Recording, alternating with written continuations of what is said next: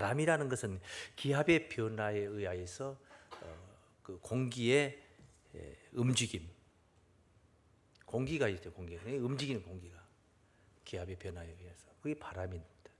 네, 오늘 제목은 땅 사방의 네 바람이다. 네 바람이다. 바람이 넷이다. 뭘까? 그런 공기의 움직임을 논하고 있는 게 아니에요. 이것은 바람잡이라는 게 있어요. 바람잡이. 바람을 이렇게 흐르는 바람을 이렇게 잡는 게 아니고 바람잡이. 분위기를 바꾸는 것이죠. 그 중에서도 유명한 바람은 이제 성경에도 있는데 치맛바람이라는 게 있어요. 치맛바람. 학교에 자녀 하나 보내놓고 돈 품게 나 있는 아낙네들이 선생님들께 뭐 봉투를 갖다 주고 또는 교장 선생님을 만나고 어디 이렇게 봉투 이런 얘기들. 치맛바람. 예수님의 제자 중에 야고보와 요한 세베대의 아들입니다.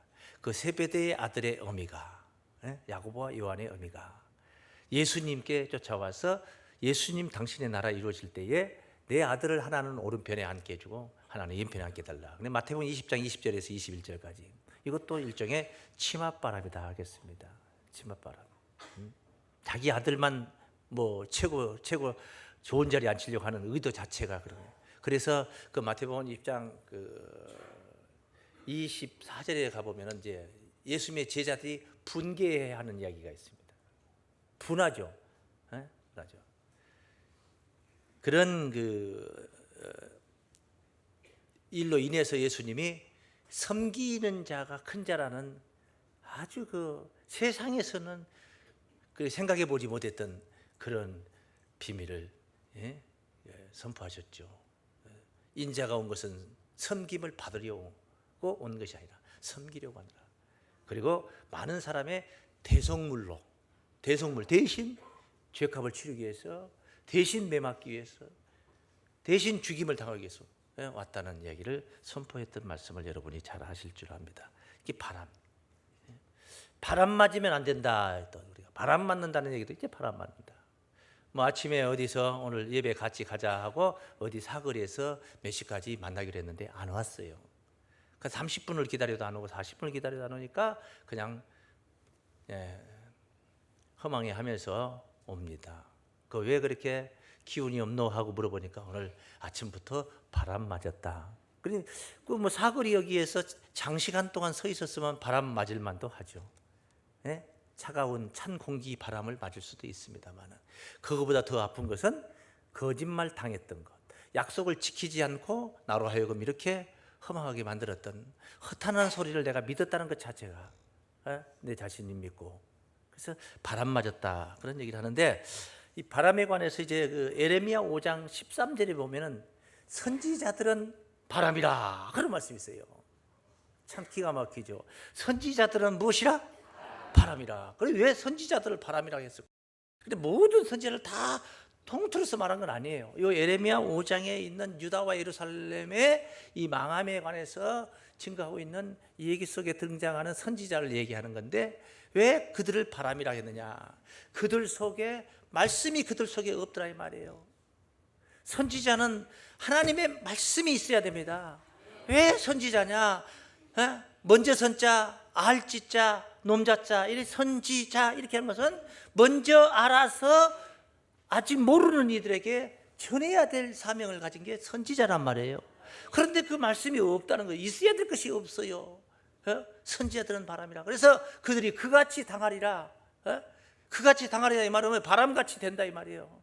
바람이 뭐예요? 허탄한 거예요. 불고 가버리면 없는 거예요. 그 바람이 어디 있습니까?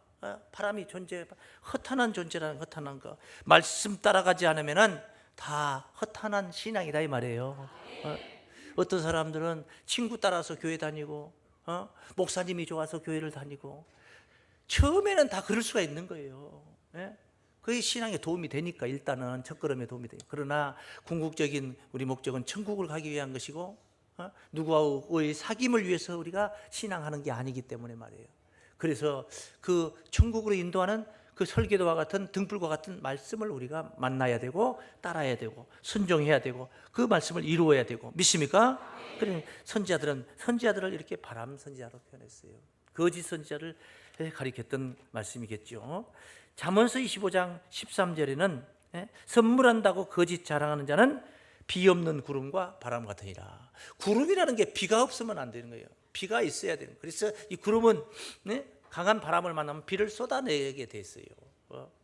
그 입자가 점점 굵어져서 부딪혀서 만나서 굵어져서 인력에 의해 떨어지게 돼 있단 말이에요. 떨어지게. 근데 비가 없는 구름은 바람이 부는 대로 그냥 흩날려서 다 날아가게 돼. 비 없는 구름과 바람 같으니라. 바람 허망한 거죠. 허탄한 거죠.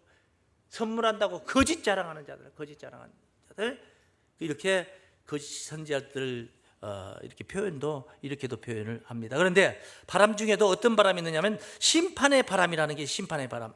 예레미야 4장 11절에서 12절 말씀에 증거된 말씀 보면 그때에 이 백성과 예루살렘에 이를 자 있어서 뜨거운 바람이 광야 자산에서 내 백성에게 불어온다 하리라.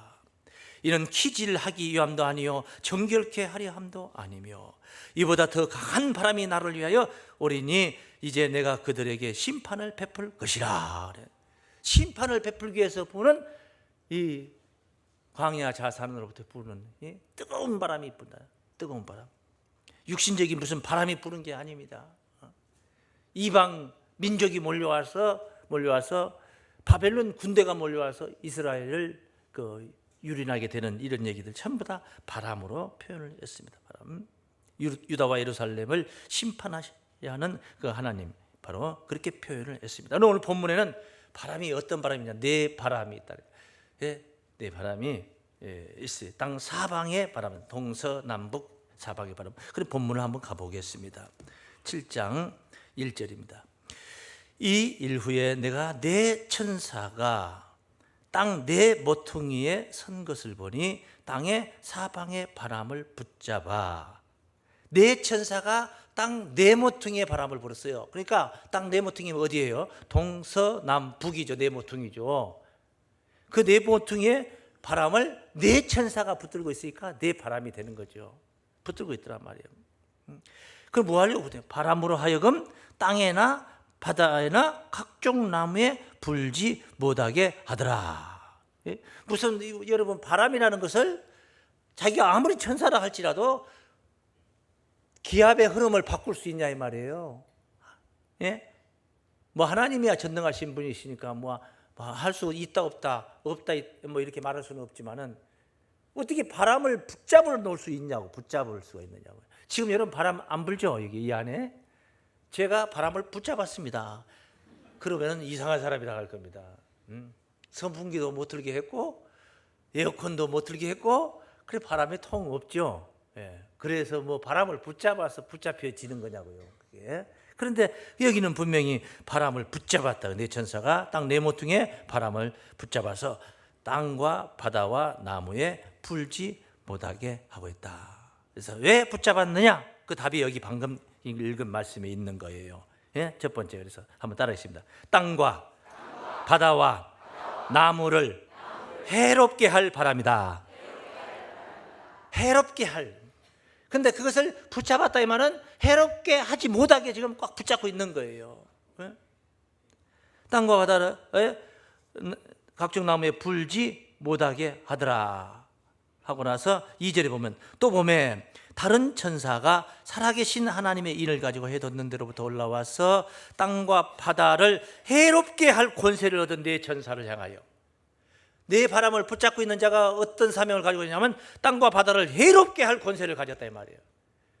그럼 뭐 하고 있는데 바람을 못 불게 붙잡고 있는 게 그죠. 바람을 그 자가 바람을 놓아버리면은 땅과 바다가 해를 당하게 되는데 그것을 붙잡고 있는 거예요. 언제까지 붙잡고 있다는 거예요. 자, 그럼 이게 왜 땅과 바다와 나무를 해롭게 할 권세를 가진 그 네 천사가 바람을 붙잡고 있느냐? 땅이 뭐냐? 땅 뭐 바람 부니까 땅에 있는 기식 있는 모든 생물들이 해를 당한다. 그래서 땅이다. 그럼 나무는 별도로 쓸 필요도 없는 거예요. 나무에도 불지 못하게 한다. 그런 말을 언급할 필요도 없는 거예요. 뭐 그게 땅에 있는 거니까 말이에요. 땅이라는 거 뭐냐? 이것을 우리가 이제 우리 인간의 세계로 본다면 이게 다 인간의 세계를 가리키고 있는 것이니까 본다면 땅은 땅에 속한 자들을 가리킨다. 땅에 속한 자들. 그 뭐가 또 땅에 속한 자냐? 하늘에 속한 자가 있고 땅에 속한 자가 있어요. 예수님께서 그런 말씀을 하셨죠. 요한복음 8장 23절이던가요. 너희는 아래서 났고 나는 위에서 났다. 그런 말씀을 하셨어요. 왜 그러냐? 그 이유를 거기다 바로 붙여서 놨어요. 너희는 세상에 속하였고 나는 세상에 속하지 않았느니라. 그 실제 예수님이 우리는 이 아래서 났고 예수님은 실제 저 공중에서 난 건 아니거든요. 예수님도 똑같이 우리와 똑같이 오히려 우리보다 더 낮은 곳 베들레헴 마구간의 말구유에 오셨던 분이란 말이에요. 가장 낮은 곳으로 오신 분이에요. 그러니까 그걸 보고 우리가 마리아가 예수를 낳는 광경을 보고 우리가 그 말을 표현한다면 예수님은 가장 낮은 곳에서 나셨고 우리는 그래도 썩 높은 곳에서 났다. 이렇게 표현할 수도 있는 거죠. 그런데 그게 아니라는 거죠. 그게 낫다는 것은 어디에 속했느냐를 가리키고 있다는 말이에요. 너희는 세상에 속하였고 나는 세상에 속하지 않고 하늘에 속했다. 그래서 예수님은 하늘에서 난 자고 우리는 땅에서 난 자였단 말이에요. 이 땅에서 난 자가 하늘에서 난 자와 같아지려고 우리가 신앙하는 거죠. 그래서 땅에 속한 자를 가리키는 거예요. 땅에 속한. 예수님은 하늘에 속한 자.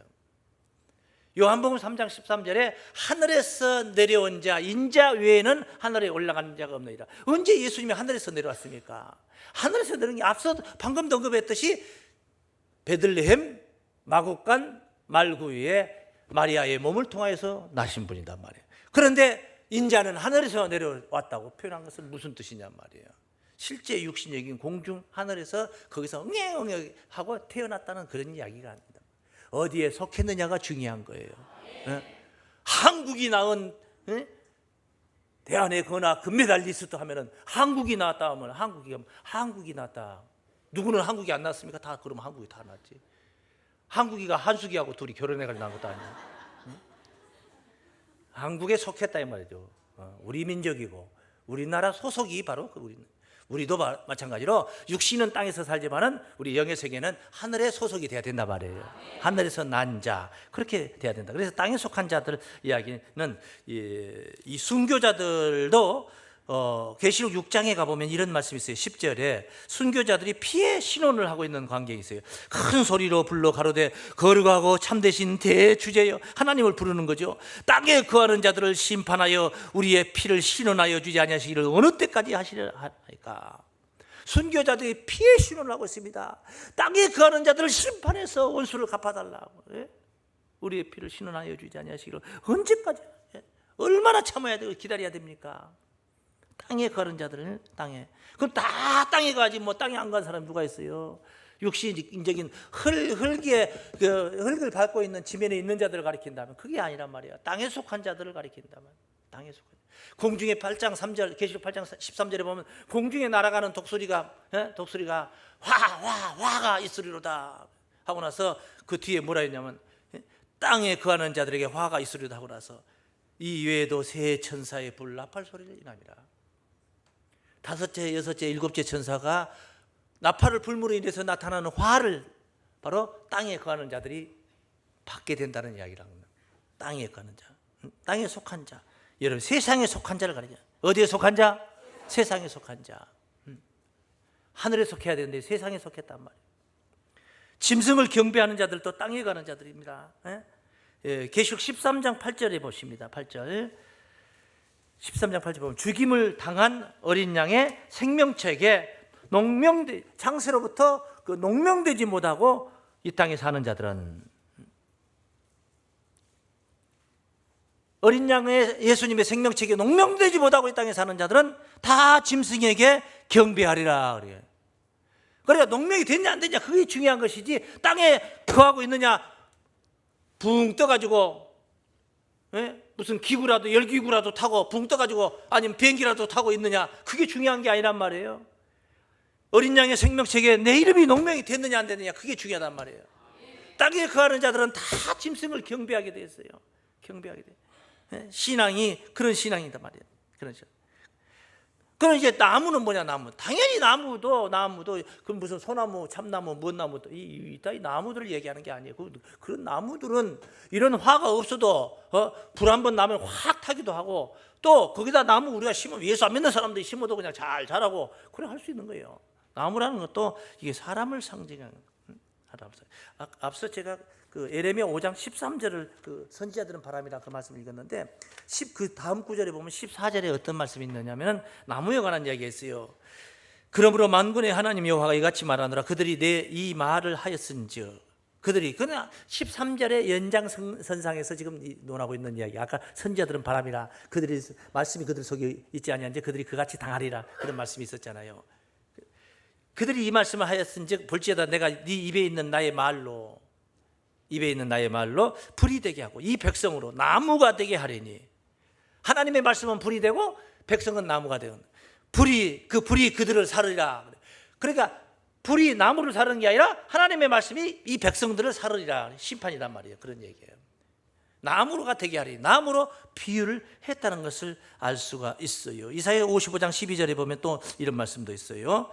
너희는 기쁨으로 나아가며 평안히 인도함을 받을 것이요 산들과 작은 산들이 너희 앞에서 노래를 바라고. 뭐 산들과 작은 산들이 노래하고 진짜 무슨 산이 노래하겠습니까?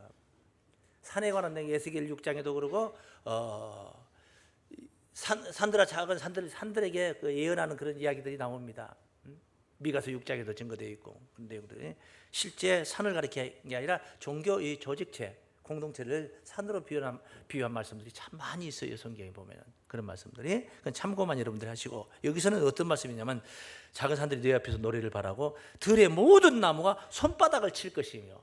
들의 모든 나무가 무슨 나무가 무슨 손바닥이 있어요. 우리가 동심의 세계에서 부른 노래는 그런 노래 있어요. 그렇게 시심이 좋은 사람들은 그런 시를 지을 수가 있죠. 나무 보풀로 이파리는 작은 손바닥 살랑살랑 뭐 해서 어린 시절에 불렀던 동요 속에 그런 노래를 우리가 만들 수는 있습니다만은 그게 진짜 손은 아니잖아요. 그런데 나무들이 손바닥을 칠 것이다. 근데 뭐 실제 무슨 나무들이 손바닥을 칩니까?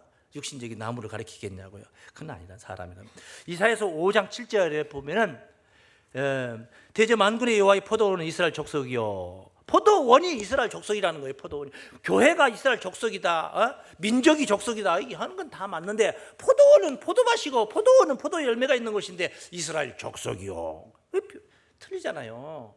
그게 고지고대로 그냥 문자대로 읽으면 안 된다는 거죠. 그리고 나서 그 뒤에 그의 기뻐하시는 그는 누구예요? 하나님. 하나님이 기뻐하시는 나무는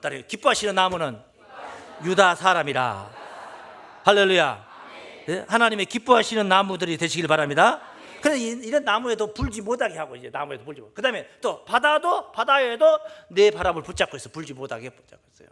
바다는 뭐냐? 한마디로 말하면 바다는 세상을 가리킨 거예요. 세상을. 뭐 찬송가 부를 때 하나님의 진리 등대 길이길이 비추세. 우리 작은 불을 밝혀. 그것은 뭐 험한 바다 비추세 하는 것은 험한 바다에다가 우리가 가서 그건 등대지기들이 해야 할 일들이지. 예수 믿는 사람들이 가가지고 험한 바다 가서 그건 아니잖아요. 불을 비추는 건 아니잖아요. 물 건너 생명줄 던지어라. 물에 빠져 하면은 건져내 살리자.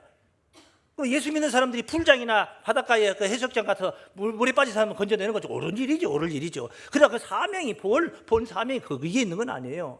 근데 왜 우리가 찬송가까지 그렇게 지어서 부르느냐? 세상을 바다로 표현했다는 거죠. 세상 바다, 세상 교훈에, 세상 물에 빠져 있는 자들. 물이 잘 들어야 되는데 세상 물에 빠져가요. 대학을 보내놨더니 멀쩡히 공부 잘해서 서울대를 보냈더니 어디대를 보냈더니 거기서 운동권 학생들하고 물이 들어가지고 공부는 안 하고 맨날 데모를 하다가 감옥을 들랑달랑 부모의 마음을 뒤집어놓은 얼마나 속이 상하겠습니까? 물이 잘 들어야 돼. 윗물이 맑아야 또 아랫물이 맑다. 그런 육신적으로 윗물이 맑아야 아랫물이 맑는 거예요. 맞는 말이에요. 어른이 정치를 잘해야지. 밑에 사람들이 정치를 못하니까 그 아무 죄 없는 단원고와 학생들이 그 많은 학생들이 거기서 죽임을 당하고 다 그렇게 물속에 빠져 수장되는 이게 오늘의 현실 아닙니까? 물이라는 것은 그렇게 비유를 우리가 쓰고 있다는 걸 우리 스스로가 세상에서도 쓰고 있는 거예요. 바다는 세상을 가리켰다는 것을 그냥 참고로 하시면 돼요. 바다의 그 내용을 하나 이제 입증시켜 줄 수 있는 결정적인 말씀을 하나 제가 한 두 구절 본다면 다니엘서 7장에 가보면 바다에서 네 짐승이 올라옵니다. 7장 2절부터 증거된 말씀이에요. 쭉 증거된 거예요. 바다에서 네 짐승이 올라오는 거예요. 한번 읽어보죠. 다니엘이 진술하여 이르되 내가 밤에 이상을 보았는데 하늘에 네 바람이 큰 바다로 몰려버려. 하늘에 뭔 바람이요? 네 바람인 이야기가 나오잖아요. 이것은 이제 오늘 본문하고도 연관이 있고 계시록 13장하고도 연관이 딱 있어요. 그러니까 그런 내용들 거기 가서 이제 들으면 되는 겁니다. 오늘 이 내용을 증거하고자 하는 건 아니니까. 큰 바다로 몰려 불더니 큰 짐승 넷이 바다에서 나오는 그 모양 각각 다르니 해서 이제 4절, 5절, 6절, 7절까지 쭉 그 네 짐승에 관한 이야기들이 쭉 지은 것 같아요. 바다에서 네 짐승이 나왔어요. 몇 짐승이 나왔어요? 네 짐승이 올라오는 겁니다. 올라오는데 요걸 이제 17절에 가보면 7장 17절에 가보면 그 네 짐승은 그 올라오는 네 짐승 이야기 따르세요. 네 짐승은 네 왕이라. 그러니까 실제 짐승을 가리키는 개나 돼지나 뭐 사자나 이런 짐승 이야기가 아니에요. 내 짐승은 실제 동물이 아니고 사람이더라 이 말이에요. 예? 그러니까 짐승의 수를 세어보라. 그 수는 사람의 수니 666이니라. 다 이런 말씀들을 우리가 깨달을 수가 있는데도 어디 한 군데에 그냥 치우쳐버리고 거기에 그냥 묶여 있다 보니까 못 깨닫고 있는 것입니다. 내 짐승은 내 왕이라 하고 나서 따라서 세상에 일어날 것이로되 뭐 더 이상 읽어볼 필요가 없어요. 일단 우리가 알고자 하는 부분만 알고 넘어가기 위한 거니까 바다에서 올라온다 했어요. 세상에서 일어난다고 그래요? 7장 2절에 보면 바다에서 올라온다 했잖아요. 바다에서 다시 바다에서 올라온다고 그래요? 세상에서 일어난다고 그래요? 그러니까 이렇게 우리가 이쪽을 보면 바다에서 올라온다고 저쪽을 보면 세상에서 일어난다고.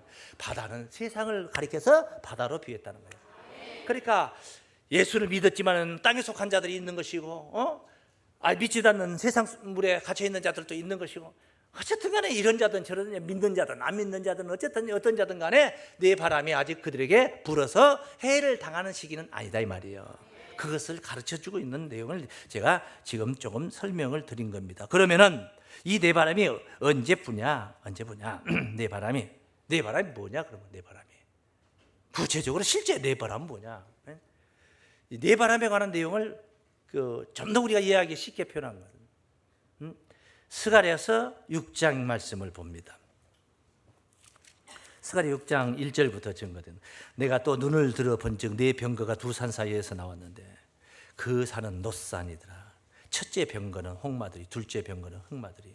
이렇게 병거라고 표현한 거. 병거는 전쟁터에서 쓰는 게 병거예요. 갑돌이하고 갑순이 뭐 시집가고 장가갈 때 쓰는 게 아니에요. 이거는 꽃마차가 아니란 말이에요. 꽃마차는 달린다 이거 아니에요. 이 병거예요. 병거. 애굽 바로의 군대가 그 홍해에 수장됐던 그 병거 있잖아요. 이스라엘 추격하다가. 그 셋째 병거는 병마들이, 넷째 병거는 어름지고 건장한 말들이 메었는지라.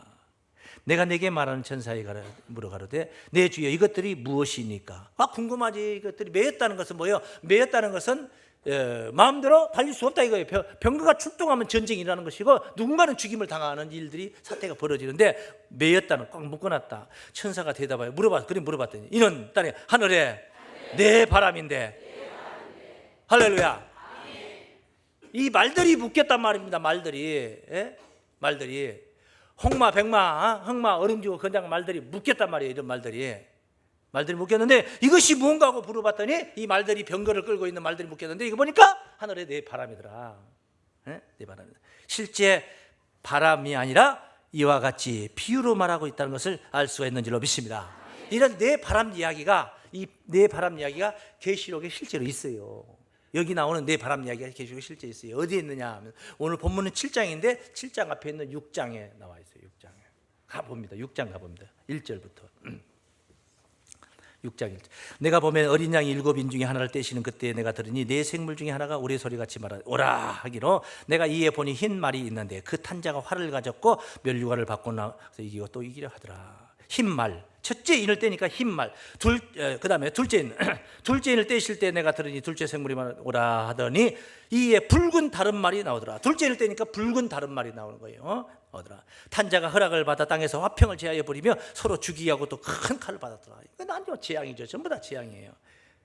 그 다음 셋째 인을 떼일 때 내가 들으니 셋째 생물이 오라 하기로 내가 보니 검은 말이 나오는데 그 탄자의 손에 그 저울을 가졌더라. 내용을 생략하겠습니다. 검은 말이네. 그 다음에 7절 말씀 보면 7절 넷째 생물 사이로 난다는 음성을 내가 넷째 인을 떼실 때 내가 넷째 생물의 음성을 들으니 가로되 오라 하기로 내가 보면 청황색 말이 나오는데 그 탄자 이름은 사망이니 음부가 그 뒤를 따르더라. 사망과 음부가 탔다. 알만하죠. 저희가 땅 4분의 1의 권세를 얻어 검과 흉년과 사망과 땅의 짐승으로서 살리더라 죽이더라? 죽이더라. 인을 뗄 때마다 말들이 출현하는 거예요. 말들이 흰말, 그 다음에 붉은 말, 검은 말, 청황색 말 이렇게 등장한대요. 앞서 스가랴서에서는 뭐냐? 백말, 흰말이 아니라 백말, 홍마가 아니라 붉은 말이 아니라 홍마, 그 다음에 검은 말이 아니라 흑마, 여기 계시록에서 어룽진 말이 있는데 거기서는 청황색 말이 있는데 계시록에서는 어룽지고 건장한 말이 있는데 그 다 일치한 말이다. 일치한 말이다. 똑같은 말이에요.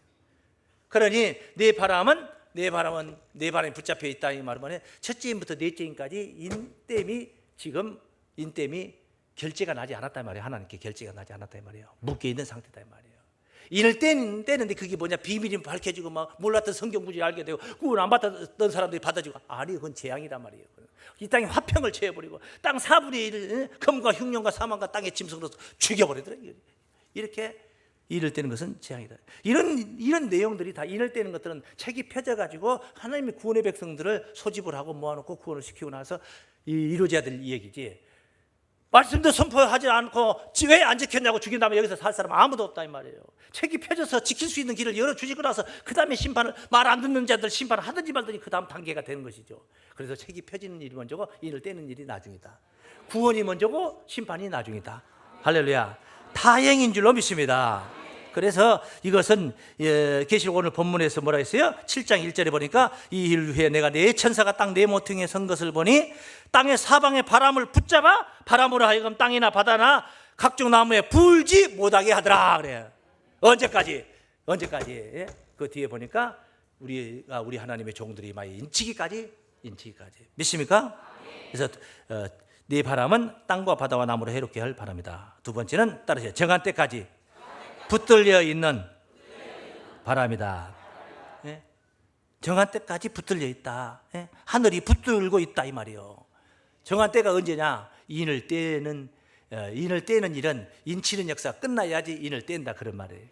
인침과 인땜이 똑같이 이루어지고 인침과 인땜은 다른 거예요. 인을 친다는 것은 구원이고 인을 뗀다는 것은 심판이라는 것이죠. 그래서 구원이 먼저고 심판이 나중이다. 그게 천만 다행이죠. 그러니까 우리가 구원받는 것이지. 그렇지 않으면 구원받은 사람 아무도 없어요. 그럼 언제 그것이 이제 바람이 놓이게 되느냐? 오늘 본문 7장 2절로 3절 말씀 봅니다. 하나님의 도장을 가지고 해 돋는 데로서 한 천사가 올라와서 땅과 바다를 해롭게 할 권세를 얻은 네 천사를 향하여 큰 소리로 외쳐 가로되 우리가 우리 하나님의 종들의 이마에 인치기까지 땅이나 바다나 나무나 해야지 말라. 그 말은 바람을 놓지 말라 그런 말이에요. 인치기까지 하지 말라. 그래서 따라하십니다. 인치는 역사가 끝나면 부는 바람이다. 인치는 역사가 끝나야지 부는 바람인 줄 믿습니다. 그러므로 지금은 내 바람이 부는 시기가 아니에요. 지금은 책이 펴져가지고 인을 치는 시기다 이 말이죠. 하나님의 백성을 모집하고 하나님의 백성을 구원을 시키는 그런 시기다 이 말이에요. 믿습니까? 인친다니까 무슨 도장 찍어서 인치는 게 아니에요. 그런 내용들은 이제 오늘 증거되는 거 아니에요. 우리 한마디로 말하면 우리 신앙이 하나님께 인정을 받는 거예요. 우리 신앙이 인정을 받아야 되는 것이지. 뭐 회사 사장이 사원들을 인정하는 것도 회사 사장의 도장이 이마에 찍어진 사람도 인정합니까? 얼마나 성실하게 일을 잘하고 충실한가에 따라서 성실성을 보고 인정을 하는 것이죠. 우리의 신앙이 그렇게 하나님 앞에 인정을 받아야 될 줄로 믿습니다. 그러므로 지금은 무슨 때냐? 지금은 구원받을 만한 때예요. 그것을 바울이 고린도후서 6장 2절에서 그런 말씀을 했어요. 바울이 6장 가라사대 내가 은혜 베풀 때엔 너를 듣고 구원의 날에 너를 도왔다 하셨으니 보라 지금은 은혜 받을 만한 때요 보라 지금은 구원의 날이로다. 지금 바로 이 말씀이 바로 오늘 이 시대 오늘 우리에게 이루어지는 말씀인 줄로 믿습니다. 구원 받으시고 은혜 받으시고 구원 받는 그러한 신앙이 되시길 주의 이름으로 축원합니다.